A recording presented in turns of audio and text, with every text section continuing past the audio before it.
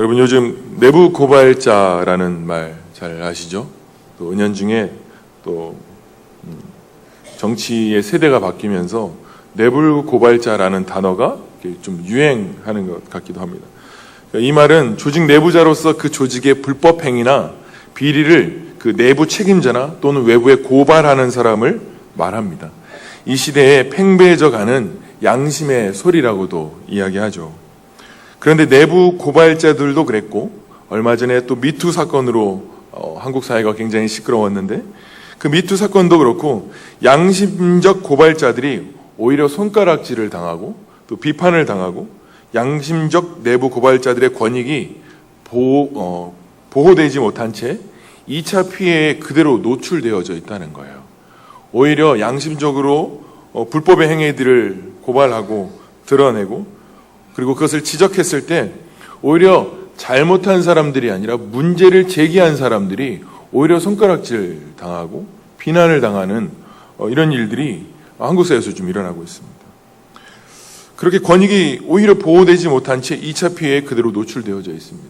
여러분 혹시 이런 것들 좀 경험해 봤습니까? 무언가를 좀 이야기해야 되는데 오히려 내가 나쁜 사람이 될까 봐 양심적인 고발도 하지 못할 때가 있다는 거예요. 그런데 이것이 계속해서 피해만 늘어나는 거죠. 누구에 의해서 이렇게 될까요? 힘을 가지고 여전히 그 자리를 지키고 자신의 존재를 고수하려고 하는 사람들에 의해서 2차 피해자들의 피해는 더 심각하더라는 거예요. 한번 말씀드린 것 같은데 요즘 핫한 그 양심치과로 유명해진 강창용 씨가 있습니다. 이분은 치과 의사로서 그 치과 의사들이 과잉 진료 비리를 이렇게 폭로하신 분이세요. 2, 3만 원이면 치료할 수 있는 일을 다른 병원에서는 200만 원씩, 300만 원씩 주고 치료를 받아야 하는 이 비양심적인 과잉 진료에 대해서 고발하고 양심적으로 치과를 운영하는 분으로 지금 온라인상에서 굉장히 핫한 분이십니다. 여러분들도 병원 가서 뭔가 좀 진단이 이렇게 나오면 좀 신뢰하기가 어려워가지고 또 다른 병원에 가서 한 번 더 검진해보는 이런 시간들 가지시잖아요. 그리고 특히 이렇게 치과 같은 경우에는 돈이 많이 드니까 여기저기 한 번씩 더 검진을 하게 마련이라는 거죠. 그래서 이 양심치과에 찾아가는 환자 대부분은 다른 병원에서 진단을 받기는 받았지만 의심스러워서, 그리고 혹시라고 하는 그런 마음으로 한 번 더 진단을 받기 위해서 찾아오는 사람들이 대부분입니다. 그래서 양심적 진단을 받기 위해서 환자들이 새벽 4, 5시부터 아침 9시에 병원이 문을 열기 전까지 줄을 서서 기다린다는 거죠. 환자들에겐 더할 나위 없는 기쁨과 복음이고 의사들에겐 핍박인 거죠. 그런데 이 내부 고발로 인해서 문제가 생겼어요. 다름이 아니라 의사들 사이에서, 그리고 의사들이 문제를 들고 일어난 겁니다. 자신들을 저격했다는 이유로, 우리는 나쁘게 됐다라는 이유로, 우리의 수익과 이익이 떨어졌다는 이유로 강 원장을 내부 고발자, 배신자 취급하고 온라인상에서 강제 계정을 삭제하게 함을 당하고 손가락질을 당하고 비난을 당한다는 거예요. 내부 고발자, 배신자 취급을 당하면서요. 그리고 치과 의료계에서 왕따를 당하고 비난하게 되었습니다. 누구에 의해서요? 같은 의사에 의해서요. 자신들의 이익을 지키려고 하는 사람들에 의해서 공격당하고 오히려 버림받게 된다는 거죠. 이런 상황 속에서 한 기자가 이렇게 질문했습니다. 언제까지 이렇게 치과를 운영하실 것입니까? 라고 하는 질문에 이길 때까지 하려고 합니다. 저를 똥이라고 불러도 물러서지 않겠습니다. 제 환자 대부분이 다른 치과의 진료가 의심스러워서 찾아옵니다. 이런 진료 상담을 보건소에서 좀 봐줬으면 좋겠습니다. 환자들이 치과와 보건소 소견을 비교하면서 치료받는다면 과잉 진료 피해가 조금이라도 줄어들 수 있다고 생각하기 때문입니다. 또 한 가지, 동료와 후배들에게 한 가지 조언해주고 싶은 것이 있습니까? 라고 했을 때 이렇게 이야기했습니다. 과잉 진료가 문제되면 환자가 치료하는 치과 의사를 불신하는 것은 당연하게 됩니다. 문제를 인정하고 바꾸려는 의지를 보여주는 것이 신뢰를 회복하는 것입니다. 내 가족 일이라고 생각한다면 절대로 과잉 진료 할 수 없습니다. 라는 게 오늘 이 강창영 원장님의 이야기입니다. 여러분 어떻게 생각하십니까? 이런 양심적 고발이 우리 안에도 좀 외쳐져야 되지 않을까라는 생각을 하게 됐습니다. 문제를 인정하고 바꾸려는 의지는 여러분 또 있습니까? 아니면 문제를 인정하지 않고 끝까지 고소하려는 열심을 포기하지 않는 자리에 있습니까? 때로는 비양심적이면서도 하나님 앞에서 이 길이 옳은 길이 아니라는 것을 알면서도 그 일을 포기하지 않으려고 하는 이 마음을 접어두지 않는 건 아닌지 우리의 마음을 좀 확인해 보고 싶은 것입니다. 오늘 사도 바울도 역시 어떻게 보면 유대 사회에서 분란을 조장하는 내부 고발자가 된 거예요. 빌립보서 3장 5절에 나는 8일 만에 할례를 받고 이스라엘의 족속이고 베냐민 지파고 히브리인 중에 히브리인이다. 율법은 바리새인이고 열심히 교회를 박해하고 율법의 의로는 흠이 없는 자라고 스스로 고백합니다. 이것이 옛 사도 바울의 항상의 자랑이었습니다. 그러나 늘 어디를 가나 자신이 이런 사람이었음을 숨기지 않습니다. 오히려 자랑합니다. 왜냐하면 여전히 그 자리에 머물러 있지 않기 때문이라는 거예요. 유대인으로서 기가 막힌 혈통을 자랑하고 학문과 지식에 뛰어났으며 또 교회를 핍박하던 사람, 유대인에게 존경을 마다할 만큼 유대 사회 속에서는 굉장한 사람이었죠. 그런데 그 길에 돌아서서 내부 고발자를 자청합니다. 그 길은 옳지 않고 예수 그리스도가 우리의 전부이고 그분이 우리의 주님이시다라는 것을 계속해서 고백합니다. 그 고백 자체가 무엇이냐면 내부 고발을 하고 있는 것과 다르지 않는다는 거죠. 그런 그가 이렇게 양심적 내부 고발을 자청한 이유가 뭘까요? 그 불법의 시간들 속에서 어떻게 그가 내부 고발자로서 유대인들과 함께 맞서 싸울 수 있었을까요? 복음 때문이었겠죠. 예수님 때문이었습니다. 예수님 한번 짠하게 만났습니다. 한번 찐하게 만나고 나니까 더 이상 그 무리 가운데 있을 수 없어서 이젠 주님 따르기로 결정하고 내부 고발자가 되겠다라고 하는 결정으로 일어서게 됐습니다. 여러분들 예수님 한번 찐하게 만나보셨습니까? 아멘 소리가 신음소리와 같은데, 여러분 사도 바울은 예수님 제대로 찐하게 한번 만났습니다. 도망갈 수도 없이 마치 외나무 다리에 원수를 만나는 것과 같이 피할 겨를 없이 예수님 한번 제대로 만났습니다. 한번 제대로 만나고 나니까 내가 있었던 이 자리가 어떤 자리인지 알게 되고 자리를 털고 일어나게 되는 것입니다. 예수님 때문이었습니다. 그래서 유대인을 향한 그의 외침은 더욱 간절해질 수밖에 없었습니다. 그 유대인들을 향한 그들의 목마름은 더욱 간절해질 수밖에 없었습니다. 오늘 사도 바울은 대제사장 아나니아와 황급의 입이라고 별명을 가진 국제변호사 도둘로에 의해서 총독 벨릭스의 법정에 고발을 당하게 되었습니다. 고발당한 이유가 뭐였냐면 24장 5절에 보니까 우리가 보니 이 사람은 전염병 같은 자라 천하에 흩어진 유대인들을 다 소요하게 하는 자요 나사렛 이단의 우두머리라. 그가 또 성전을 더럽게 하여으로 우리가 잡아싸우니 라고 이야기합니다. 유대 사회의 분란을 조장하는 사람으로 지금 붙잡혀 온 겁니다. 다시 말하면 내부 고발자로 붙잡혀 온 겁니다. 소요했다는 말은 사도 바울이 사람들을 모아서 폭동을 일으키고 분란을 조장했다는 거죠. 유대인 편에서 보면 분란이 맞습니다. 내부 고발자 맞습니다. 디모데후서 3장 12절에 무릇 그리스도 예수 안에서 경건하게 살고자 하는 자는 박해를 받는다고 이야기하죠. 여러분 우리 이전대로 살면 너무 편합니다. 예수님 믿기 전에 하나님 말씀 듣기 전의 삶을 살면 여러분 우린 편합니다. 고민할 것도 없습니다. 세상에 속하면 그런데 세상에 속하면 자기에게 속한 자이기 때문에 세상이 대적하지를 않습니다. 그러나 세상으로부터 불러냄을 받아서 주님께 속한 그 에클레시아 교회가 되면 이때서부터 세상편에서 보면 우리는 대적이 되는 것입니다. 내면의 치열한 다툼과 고난을 경험하게 되어져 있습니다. 예수 그리스도로 살고자 하는 열망과 여전히 옛자의 습관으로 살고자 하는 이 다툼과 이 경쟁과 이 싸움이 내면 안에서 일어날 수밖에 없습니다. 그러니까 경건하게 산다고 하는 것 자체가, 복음으로 산다라고 하는 것 자체가 벌써 고난을 전제하고 있는 것과 동일한 것입니다. 성도에게 이런 고난이 없다면, 아니 정말 성도라면 이런 고난이 없을 수 없습니다. 예수님 찐하게 맞는 사람이라면 이런 고난 없이 편안하게 달려갈 수 없습니다. 우리가 편안하게 살 때는 이런 공격들 없습니다. 내 내면 안에서도 별로 찾아볼 수 없습니다. 그러나 내가 예수 그리스도로 살아가기 시작할 때, 그때서부터, 우리가 결단하기 시작하는 그때부터 우리의 사단의 공격은 치열하게 시작되어집니다.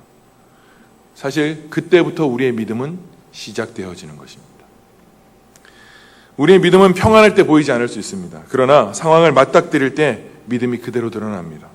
믿음은 여기까지가 아니라 내가 있는 곳에서부터 거기까지 가는 게 믿음입니다. 오늘 여기서 믿음이 충만할 수 있습니다. 그런데 삶의 실제가 아닌 이 믿음은 믿음이 아니라는 것입니다. 경건하게 살고자 하는 박해, 결건하게 살고자 마음 먹고 결단할 때 찾아오는 여러분 박해들이 있으십니까? 사도 바울이 예전처럼 살았다면 이런 공격은 애초부터 없었을 거예요. 오히려 사람들에게 칭송을 받고 사람들에게 높임을 받겠죠.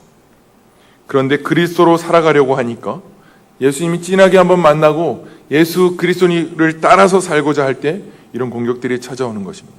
유대인의 내부 고발자가 된 거죠. 이런 강원장도 그렇게 남들 따라서 살면 그런 어이없는 일은 당하지 않을 겁니다. 그냥 적당하게 돈 벌면서 남들과 발 맞추어 가면서 그냥 그 불법의 길에서, 그 비양심적인 길에서 떠나지 않고 그 길 계속할 수 있었을 것입니다. 그런데 그가 내부 고발자로 자청하면서부터 화를 입게 되고 어렵게 됩니다. 사도 바울도 지금 그 길 위에 서 있습니다. 그렇게 사도 바울을 결박한 사람들을 향해서 사도 바울이 변론을 시작하는 것이 오늘 사도행전 24장의 이야기라는 거예요. 12절과 13절에 그들은 내가 성전에서 누구와 변론하는 것이나 회당 또는 시중에서 무리를 소동하게 하는 것을 보지 못하였으니 이제 나를 고발하는 모든 일에 대하여 그들이 능히 당신 앞에 내세울 것이 없나이다. 쉽게 이야기하면 그들이 내세울 만한 증거가 없습니다. 바울이 고발한 대제사장 무리 가운데 그 누구도 바울이 이단 사설로 누구와 논쟁을 벌이거나 회당거리에서 사람들을 선동하여 폭동을 일으켜나거나 소유를 일으키는 것을 보지 못했습니다. 왜 그렇죠? 사도 바울은 그런 일이 없었기 때문이죠. 그렇기 때문에 고발에 대한 내용도 증거도 없습니다. 그런데 오히려 전염병같이 소동을 일으키고 소요를 일으킨 사람들은 바울이 아니라 바울을 쳐 죽이기 위해서 모였던 대제사장과 유대인들이라는 거예요. 결국 뭐가 문제죠? 사도 바울의 문제가 아니라 대제사장과 유대인들로 인하여서 폭동과 소요가 일어나기 시작했다는 거예요. 14절에 그러나 나는 이것을 고백하리이다. 나는 그들이 이단이라 하는 도를 따라 조상의 하나님을 섬기고 율법과 선지자들의 글에 기록된 것을 다 믿으며 그들이 기다리는 바 하나님께 대한 소망을 나도 가졌으니 곧 의인과 악인의 부활이 있으리라 함이니이다.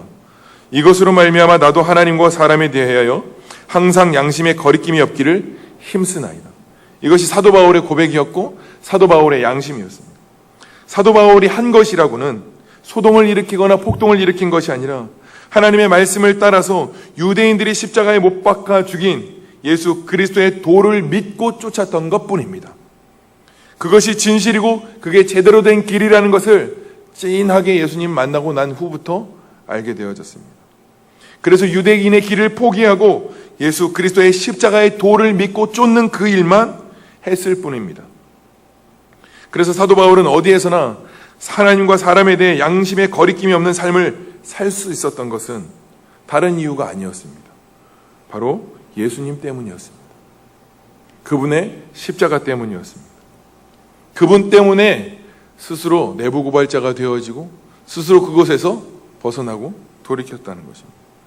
그런데 자신의 자리를 지키고 이익을 챙겨야 하는 무리들에 의해서 사도 바울도 역시 결박당하게 됩니다. 손가락질 당하게 됩니다. 비난당하게 되고 감옥에 들어가게 됩니다. 왜 결박에 당하게 될까요? 17절 18절에 이렇게 이야기합니다. 여러 해 만에 내가 내 민족을 구제할 것과 제물을 가지고 와서 드리는 중에 내가 결례를 행하였고 모임도 없고 소동도 없이 성전에 있는 것을 그들이 보았나이다. 그러나 아시아로부터 온 어떤 유대인들이 있었으니라는 말이 있습니다. 여러분 3차 전도 여행을 마친 사도 바울이 예루살렘을 찾아간 이유 중에 하나는 이 대흉년을 맞이한 예루살렘 사람들을 위해서 마게도니아 사람들과 함께 준비한 구제 헌금을 전달하기 위한 것이었습니다. 폭동과 소요를 일으키기 위해서가 아니라 그들을 살리고 그들을 세우고 그들을 구제할 헌금을 전달하기 위해서 왔습니다. 그런데 대제사장들과 유대인들의 무리들이 바울을 오해하기 시작한 거예요. 바울의 선한 의도는 알지 못한 채 그들의 오해로 바울을 붙잡아 메어 놓는 것입니다. 예루살렘의 유대인들이 바울을 쳐 죽이려고 했던 것은 아시아에서부터 온 어떤 유대인들, 다시 말하면 에베소에서 온 유대인들 때문이었다는 거예요. 그러니까 외부에서 유입된 그 유대인들 때문에 지금 이 일이 일어나고 있다는 거죠. 바울이 3년 동안 에베소에서 복음을 전했습니다. 우리가 잘 아는 것처럼 에베소는 아테미 여신과 그 신전들이 가득한, 그리고 인간을 압도하는 도시였고 매력적인 도시였습니다. 원근각지에서 사람들이 찾아오고 그 붐볐던 곳, 그리고 수많은 시민들이 아테미 여신과 신전을 이용해서 돈을 벌고 있었습니다. 바로 그 에베소에서 사람의 손으로 만든 것은 신이 아니다. 아무리 아테미가 화려할지라도 사람이 만든 것은 신이 아니다라고 끊임없이 외쳤습니다.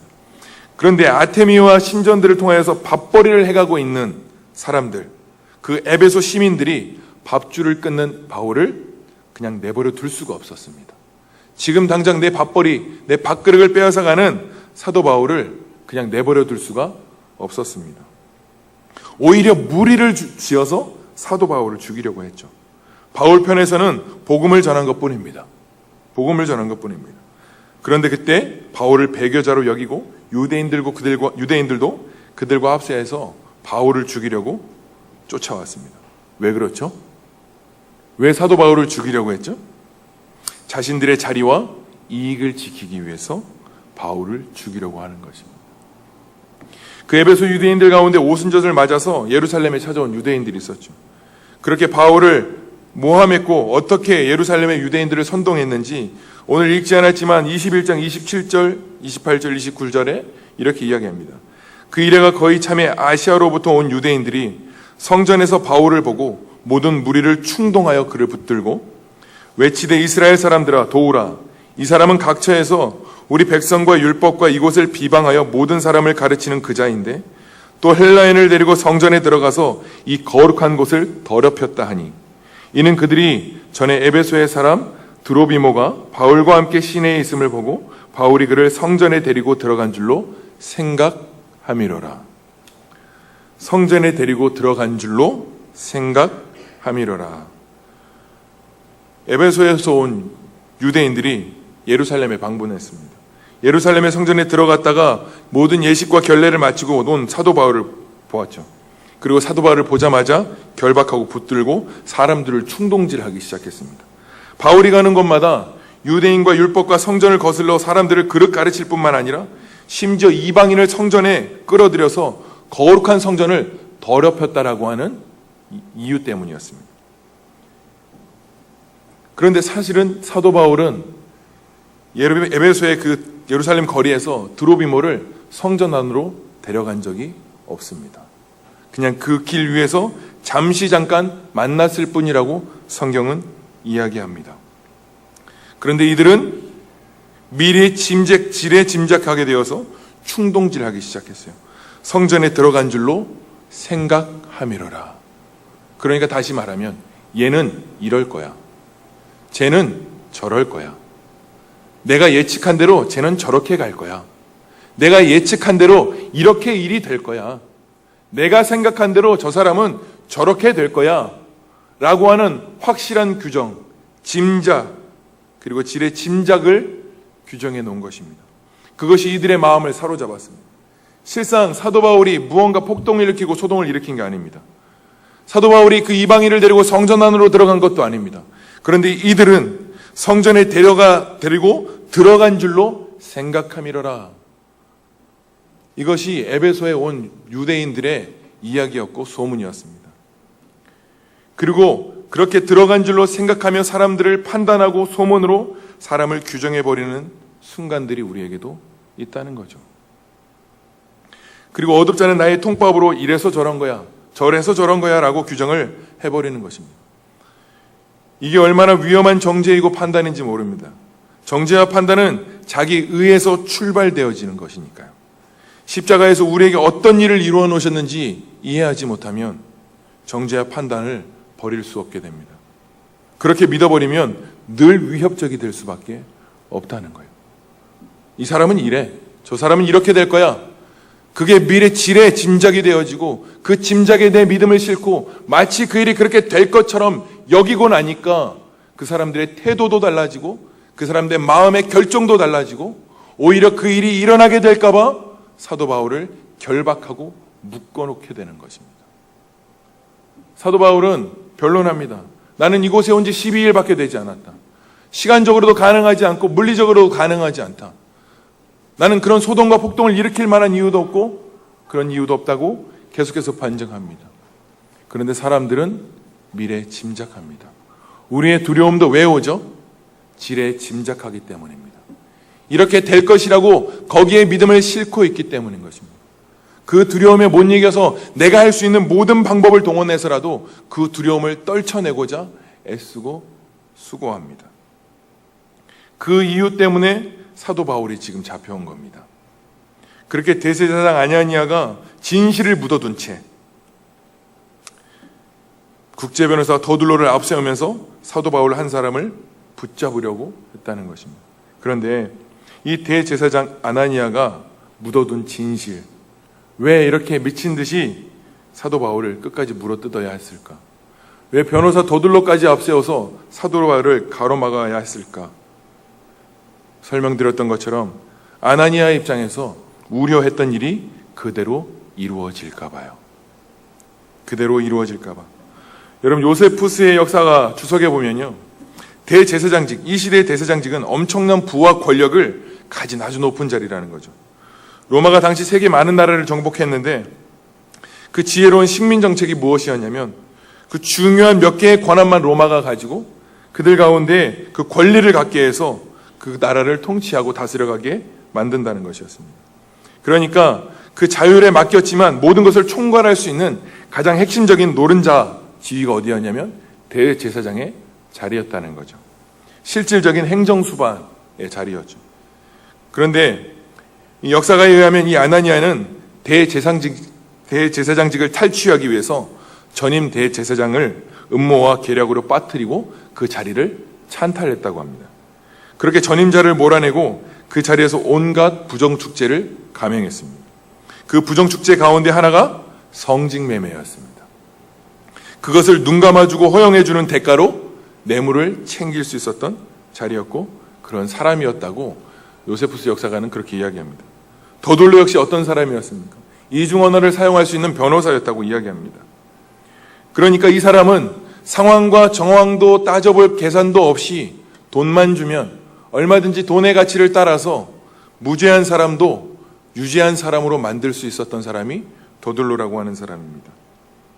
그래서 이 사람의 별명이 황금 입술 또는 골든 마우스라까지 부르기도 한다는 것입니다.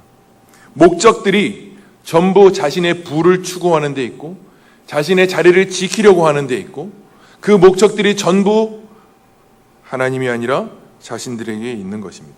그런데 이 사람들의 문제가 여기서 드러납니다. 이들의 본심, 이것이 이들을 흔들어 놓는 것입니다. 무엇이냐면 바울에 대한 소문대어님 때문이었습니다. 바울의 손으로 놀라운 능력을 행하고 하물며 바울의 수건과 앞치마를 가져다가 얹으면 병든 자까지도 낫기도 하며 일어난다고 했습니다. 에베소 제사장 스게와 7 아들들에게도 이 일들을 행했습니다. 제사장도 변했습니다. 에베소 전체가 지금 난리가 났습니다. 변하기 시작하고 바뀌기 시작했습니다. 아테미 신전 가운데에서 그 쫓았던 사람들이 변화가 일어나기 시작했습니다. 그 도시가 전체가 바뀌었죠. 그런데 아나니아에게는 아직 이 일이 일어난 것도 아니고 실제도 아니고 그저 소문으로만 듣고 사실도 확인해 보지 못한 채 그저 그 위협이 그 사도 바울이 자신의 가치를 흔드는 위협이 되어진다라고 하는 거예요. 그러니까 지금 다른 어떤 이유, 종교적인 이유도 있겠죠. 그런데 그가 지금 사도 바울을 결박시켜 놓아야 하는 것은 자신이 지금 자신의 인력으로 얻어낸 그 위치, 그 자리, 부의 축적됨, 그것을 전부 포기해야 되는 겁니다. 아나니아가 정말 두려웠던 것은 지금 자신이 위해야 할 것들, 위치, 자리들, 어떻게 보면 사도 바울 한 사람을 통해서 다 잃어버리게 될 것 같은 불안함과 두려움이 사도 바울을 죽이는 것으로 지킬 수 있다고 생각하는 거죠. 지금 내가 가지고 있는 기득권들, 내가 가지고 있는 나를 따르는 수많은 무리들, 내가 지금까지 달려왔던 불법 행위들, 이것들을 지키기 위해서 뭐 하죠? 마치 강원장을 코너로 몰아냈던 것처럼 사도 바울을 결박시키고 죽어야만 내가 가진 이 모든 것들을 지킬 수 있다고 생각하기 때문입니다. 그렇게 기득권 세력을 무너뜨리는 내부 고발자를 어떻게 해서든지 결박시켜놔야 자신들의 이익을 계속해서 탈취해 갈 수 있으니까요. 그 본심은 가린 채 그냥 겉모습, 다른 이유와 핑계들을 가지고 사도 바울을 결박하고 죽여야 합니다. 그래야 자신들이 좀 더 자유로운 불법과 그 비양심적인 행동의 자리로 기꺼이 갈 수 있기 때문입니다. 여러분, 우리는 어떨까요? 우리들의 싸움이 우리의 내면 안에서 이런 싸움들이 일어납니까? 우리의 내면 안에서의 목적은 어디에 있습니까? 내가 붙잡고 있는 전통, 나의 율법적 사고, 가치관, 나의 이익이 되는 것, 나의 자리에서 행할 수 있는 행사권, 여러분, 이것들을 지키기 위해서 또는 이것들을 보유하기 위해서 우리의 방법들은 혹시 날카롭지는 않습니까? 내가 포기하고 싶지 않은 것들, 마치 아나니아의 그 삶들, 이것들을 포기하고 싶지 않아서 이것들을 지키기 위해서 우리의 삶의 방법들은, 이것을 지키기 위한 방법들은 날카롭지 않은지 우리의 마음을 점검해보고 확인해야 된다는 것입니다. 제가 한 지체에게 이런 말을 들었습니다. 말씀을 듣는 게 부담스럽답니다.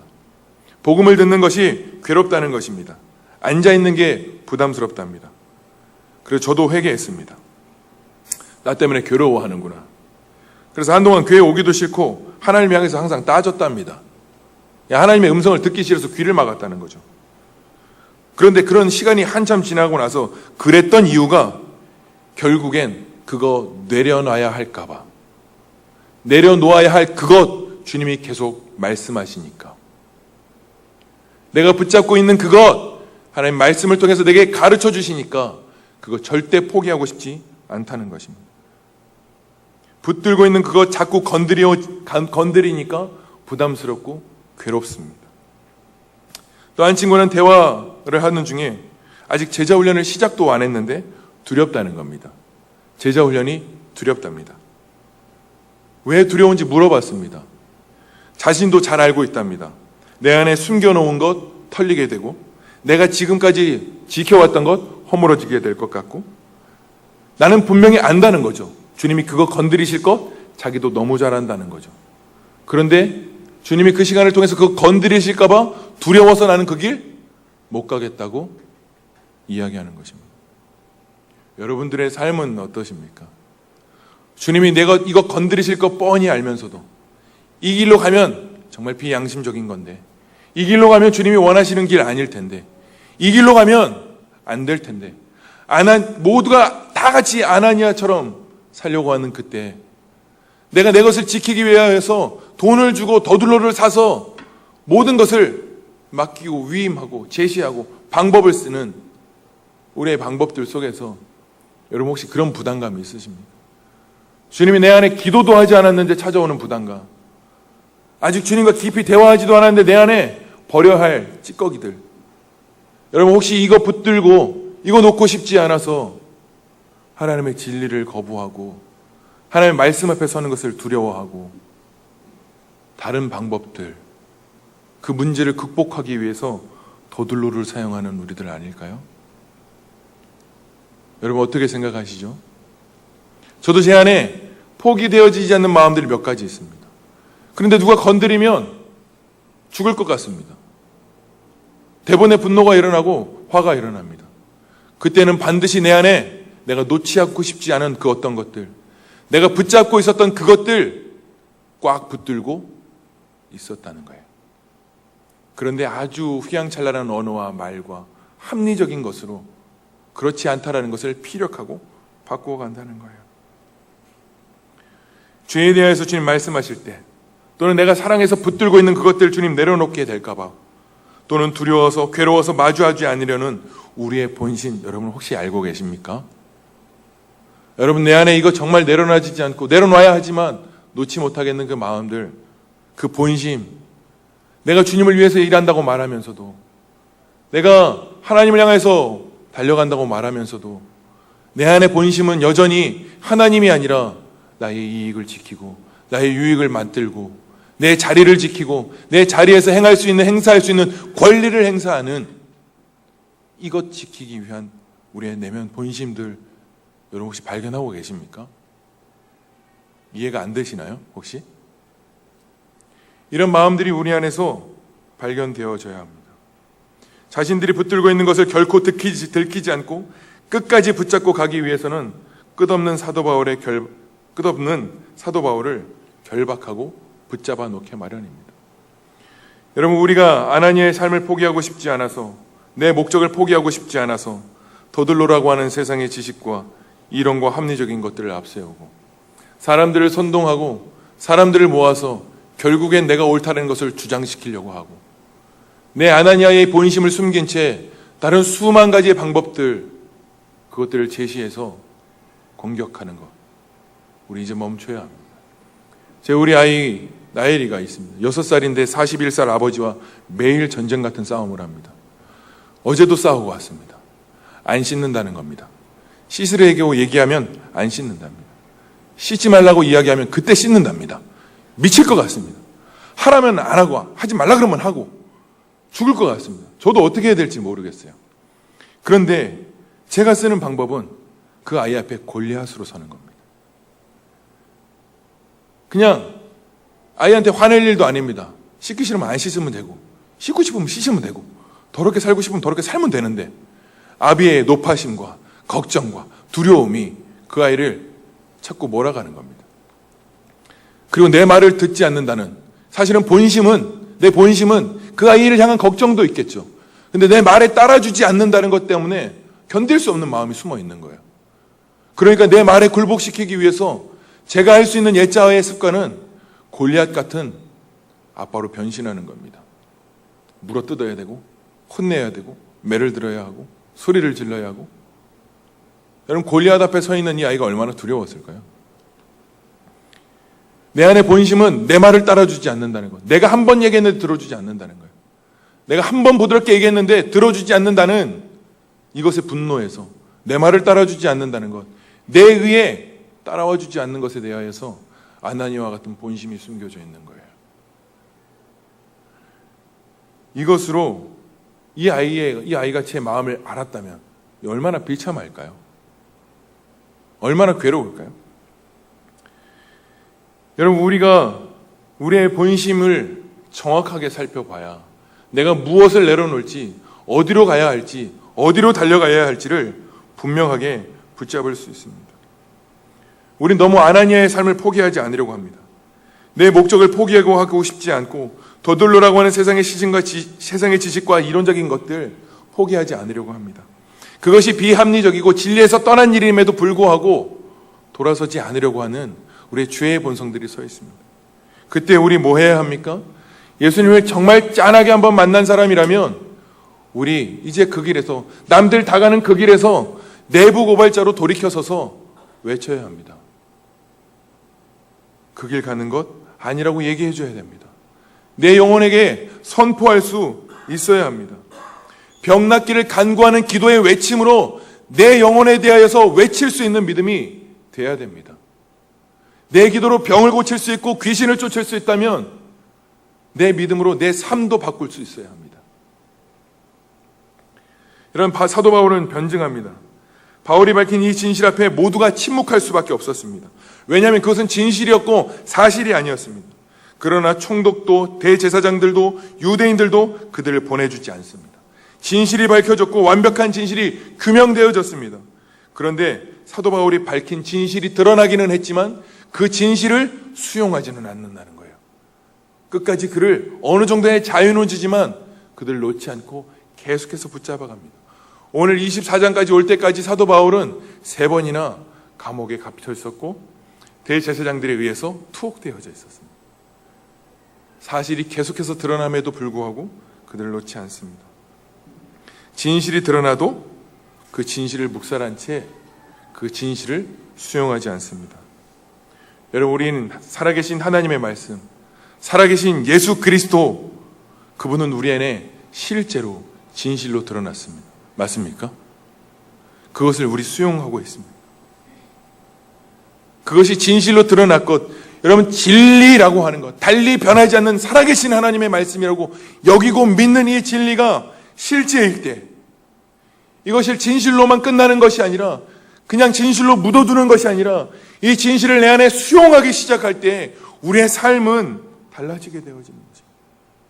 우리가 지금까지 그렇게 살아왔던 옛자의 그 비합리적이고 비양심적인 삶 안에서 여러분 돌이키고 돌아서야 하는 것입니다. 요셉은 보디발의 아내를 발로 찬 대가로, 하나님을 경외하는 대가로 그는 감옥에 들어갔습니다. 사도 바울도 내부고발자로 돌아서는 대가로 감옥에 계속해서 결박당하는 길로 갔습니다. 제가 서두에 말씀드렸던 그분도 내부고발자로 돌아서면서 사람들의 비난과 조롱, 오히려 정상적인 그 길을 위해 섰을 때 그 비합리적이고 비양심적인 사람들에 의해서 손가락질 당하고 비난당하는 그 길 위에 서 있었습니다. 전 그리스도인의 삶은 이런 삶이라고 생각합니다. 비양심적이고 비합리적인 진리가 아닌 길에서 토박이로 살아왔던 우리의 삶을 이제 돌이켜서 사도 바울의 길을 걷는 것. 죽은 자의 소망이 되시고 부활이 되시는 예수 그리스도를 증명하고 드러내고 증거하는 그 삶을 살아내는 것. 그 길이 우리 안에 필요합니다. 사도 바울이 그렇게 삶을 살 수 있었던 것은 예수님 찐하게 만났기 때문입니다. 예수님 정말 짠하게 한번 만났기 때문입니다. 내 안에 아나니아, 나를 붙들고 그렇게 사는 그것을 지키기 위해서 여러분 어떤 수단과 방법을 가리고서라도 바울을 무너뜨리려고 하는 그 마음은 내 안에 사시는 그리스도를 결박하고 무너뜨리는 것과 별반 다르지 않는 것입니다. 내 안에 아나니아를 붙잡고 살면서 내 안에 사시는 그리스도를 결박하는 일을 포기하고 돌아서야 합니다. 어쩌면 우리 안에 가장 큰 내부 고발자는 성령 하나님인지도 모르겠습니다. 내 안에 여전히 옛자의 습관으로 살아가고 그것이 옳다고 여기고 나의 소견대로 살아가는 우리들에게 오셔서 내 안에서 계속해서 그 길 가지 아니하도록, 그 길은 옳지 않은 길이라고, 그 길은 비합리적이고 비양심적인 길이라고, 비진리의 길이라고 성령 하나님께서 우리 가운데서 외칠 때에 여러분 우리 따라 나서야 되는 것입니다. 우리 주님 내 안에 사신다라고 말하고 성령님을 의지하고 성령님을 구하고 우리와 함께 계신다라고 말하는 우리의 삶 가운데에서 이제는 그 아나니의 삶을 포기해야 하는 것입니다. 내가 행사해야 할 권리, 위치에서의 힘, 자기 존재의 부인이 되면 내가 여기 왜 있나 고민하는 것이 아닙니다. 아나니아가 지키고 싶었던 그 목적들, 아나니아가 놓칠 수 없었던 그 꿈들, 여러분 예수 그리스도께서 우리에게 찾아오셔서 그것들을 맑게 드러내실 때 어쩌면 우리가 소문으로 들리는 예수 그리스도께서 그것을 위협할까 봐 그것을 지키기 위해서 우리는 아나니아의 방법을 쓰고 있는지도 모르겠습니다. 어쩌면 도망가고 있는지도 모르겠습니다. 우리 아나니아의 모습을 드러내는 사람들을 향해서 정죄하고 있는지도 모르겠습니다. 오히려 그들을 결박하고 그들을 내쫓으려고 결박하는지도 모르겠습니다. 여러분, 이 우리의 본심이 드러날 때 여러분 어떻게 하시겠습니까?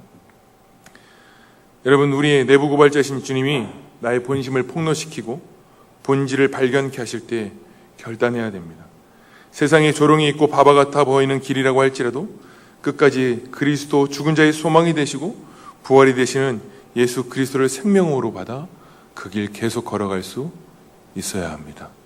그게 예수님을 찐하게 만난 사람들의 목적이고 길이라고 저는 믿습니다. 말씀을 정리하고 싶습니다. 여러분, 우리가 진리에서 벗어난 길, 우리 모두가 진리에서 벗어난 길이라면 어떤 한가운데에서라도 우리 외칠 수 있어야 합니다. 아나니아의 길에서 벗어나야 한다고. 예수 그리스도를 따르는 그 길에 서야 한다고. 내 것이 포기되어지는 그 길에서 돌이켜야 하는 그 길로 달려가셔야 합니다. 여러분, 우리 가운데 누가 거룩한 길로 돌아서는 내부 고발자가 되시겠습니다. 여러분을 송사하고 정죄하라는 이야기가 아닙니다. 사도 바울도 이들을 지금 정죄하고 비판한 게 아니었습니다. 그는 그의 삶으로 돌이키는 자리에 서 있었습니다. 내가 먼저 그리스도의 자리에 서 있어야 합니다. 내 삶이 돌이키는 자에 있어야 합니다. 누군가를 훈계하고 가르치고 이야기하기보다 내가 돌이키는 삶의 자리에 서 있어야 그가 진정한 내부 고발자인 것입니다. 남들보다 많이 아는데, 남들보다 신앙 경력이 있는데 여전히 아나니의 삶이라면 그 삶은 이전이나 이후나 다르지 않는 삶과 틀리지 않다는 것입니다. 저와 여러분들 이 시간 우리 함께 좀 찬양하시면서 우리가 좀 주님을 따르기로 결정하고 그 아나니의 삶에서 돌이켜서 내가 정말 진실로 주님과 연합되어지고 그리스도와 함께 사는 자로, 예수님 정말 찐하게 만난 자로서의 삶을 시작하는 그런 결단으로 노래하고 좀 찬양했으면 좋겠습니다.